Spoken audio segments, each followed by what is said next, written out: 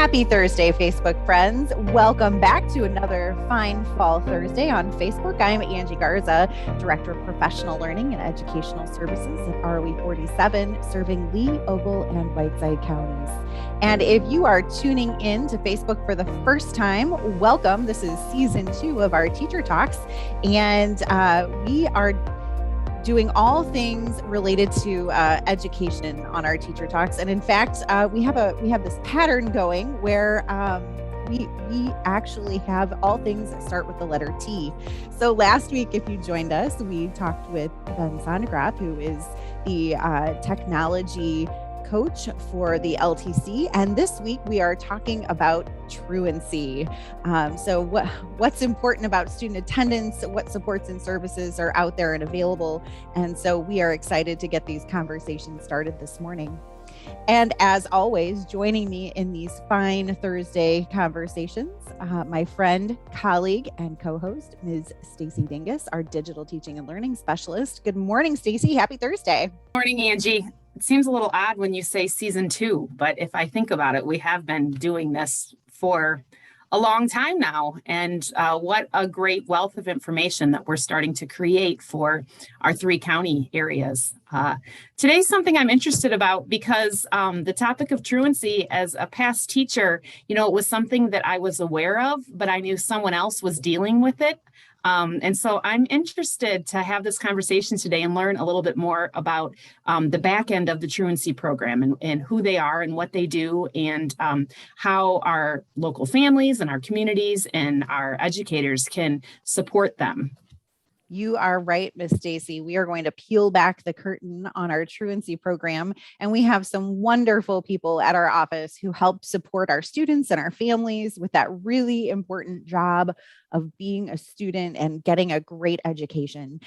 So this morning, as we dive a little bit deeper into these conversations about the importance of school attendance and those supports that we just mentioned, we have with us our very busy and very seasoned and fine truancy director, Ms. Stephanie Youngmark from our office. Good morning, Ms. Stephanie. Good morning, Angie. Good morning, Stacy. Thanks so much for having me on today. Well, thank you for being here.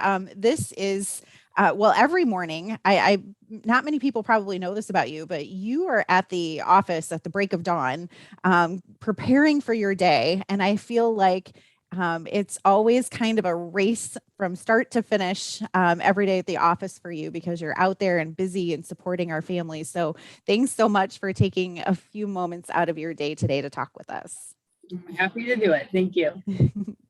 So let's go ahead and talk about, as Stacy mentioned, peeling back that curtain and understanding all things truancy at our office and with the services that you provide. So I'm just gonna, there's maybe not a lot of people who understand what this is and what you do. So I kind of just want to start this morning by talking about what is truancy and why do we need these services in our community?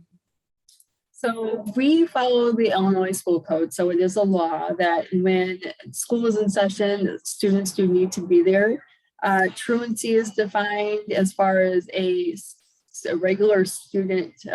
Truant student is more than 1% of absences and less than 5% of absences without a valid cause for the last 180 school days. Anything that's more than 5% in the last 180 days, which would be equal to 9 unexcused days, would be considered a chronic truant. So what we do, what our program does, is we work with any students that have 2 unexcused absences, and those referrals come directly from the school districts. And what our goal is to advocate for these students in our 3 counties and to make sure that they have the services that they need. We also advocate and collaborate with the school districts, with the family, and with the student to make sure that we are giving them every possible option that they can have so that they can be successful, not only with their attendance and improve their attendance, but also to improve their academics and to get on track to graduate. Stephanie, that is a huge job. Yes, it is. I'm thinking, it was hard when I was teaching to just remember to take attendance for every single one of my classes, just with the students in my classroom. So tell us about the people that make this program run, maybe like the services that you offer. What is the Truancy program? So again, once we get a referral from the school district, we then set up a meeting with the family and with the student in collaboration with that school particular building. We do work with, I think, 24 districts. We have quite a few buildings that we do service. So it's all schools within those 3 counties. We set up that meeting so that we can sit down with the student and see what is working for that student and what is not working for the student. And sometimes it's the family that needs some supportive services. And so we try to put as many of those things into place. We have a very specific service plan that we go over. And this year in particular, we're looking at social and emotional behaviors and resources to address those behaviors for success. We currently have 5 truancy caseworkers. We have Jessica Favor. She's coming here at her 5th year. She does Ogle County. Rhiannon is also coming back, Rhiannon Seibel, as a truancy caseworker for Lee County. Steve Ball is returning as his 2nd year. He thought he was out of education after retiring after 33 years with Dixon, but he is back with us again. And we also have a part-time truancy caseworker who helps us navigate between 2 different counties just because our caseloads are growing so quickly. And then of course I still carry a caseload with Whiteside County as well. And I have to say, I have an absolutely fantastic team. They all strongly believe in education. They go above and beyond every single day. They are working so hard for these students and for the districts. And I couldn't ask for a better team. They're phenomenal. Well, it goes without saying that obviously the last year in education, when we talk about the pandemic and students going to school, had to have somehow affected your program. Can you talk a little bit maybe about how the COVID-19 pandemic affected the truancy program and the services that you provide? Absolutely. So in March of 2020, we were stuck trying to figure out how are we going to make these services work for something that we are anticipating may or may not happen. And of course, nobody knew how things would go in the fall of 2020. So we actually expanded our services. So instead of just taking truancy students that had 2 or more unexcused absences, we also created a program or some additional services where if the student was unengaged in remote or e-learning or hybrid or however the districts were handling that for the fall of 2020, we were able to then take a separate referral just for the remote learning. So our students that are missing 2 or more unexcused absences, we do work with them for the entire school year.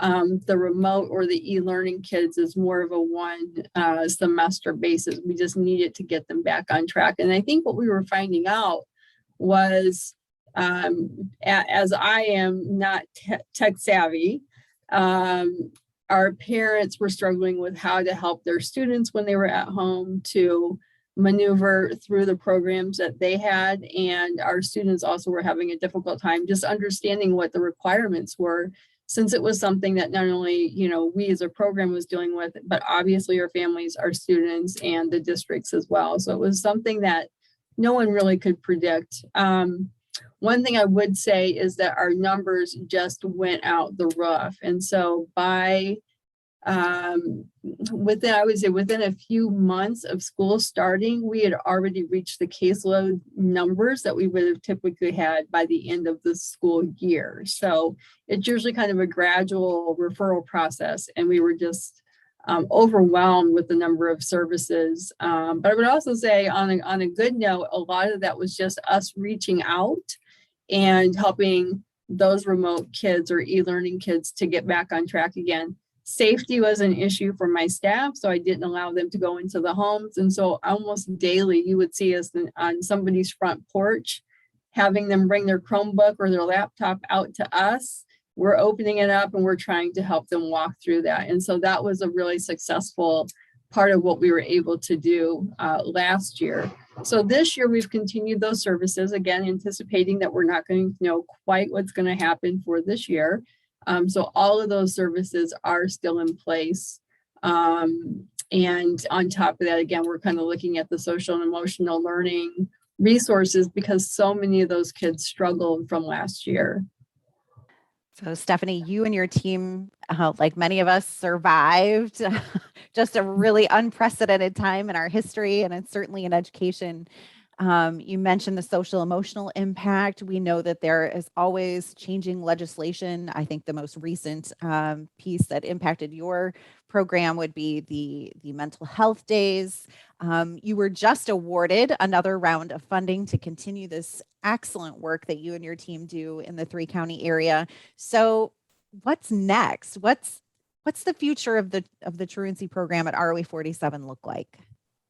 I am hoping that our services will continue with this grant. It'll be for at least another 3 years with the support of our districts, the community, and the ROE. I would really, really hope that we can continue to work with all of those folks that have been so supportive with us so that we can continue to help our students be successful academically and with their attendance. The goal would be to get them on track, have them prioritize education so that the choices that they make in their life is something that's going to be positive for them.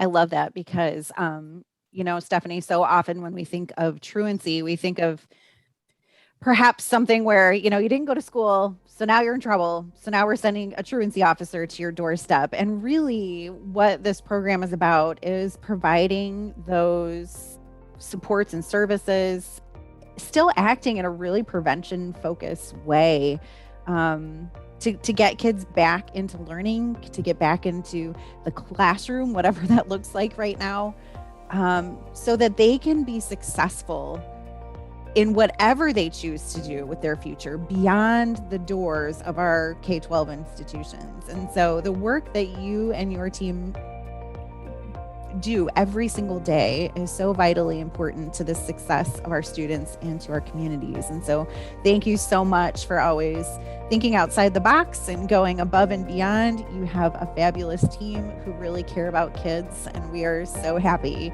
that you're there to provide those supports and services for our families in the Lee, Ogle, and Whiteside County areas. And we're glad you're doing it. So, well, friends, thank you so much for tuning in to this edition of Teacher Talk. We hope that this episode in particular has underscored how important it is to have our children engaged in learning in a daily basis. And for those learners and families who might be struggling with school attendance for whatever reason, there are supports and services out there and available. So please don't hesitate to reach out to Stephanie at our office. You can reach her by calling our office at 815-625-1495 or reaching out to her via email. We are wrapping up this edition of Teacher Talk for this Thursday, and so we thank you for tuning in. We hope that you have a remarkable rest of your day, an even better Friday, a beautiful weekend, and we will see you back here next Thursday on Facebook for another edition of Teacher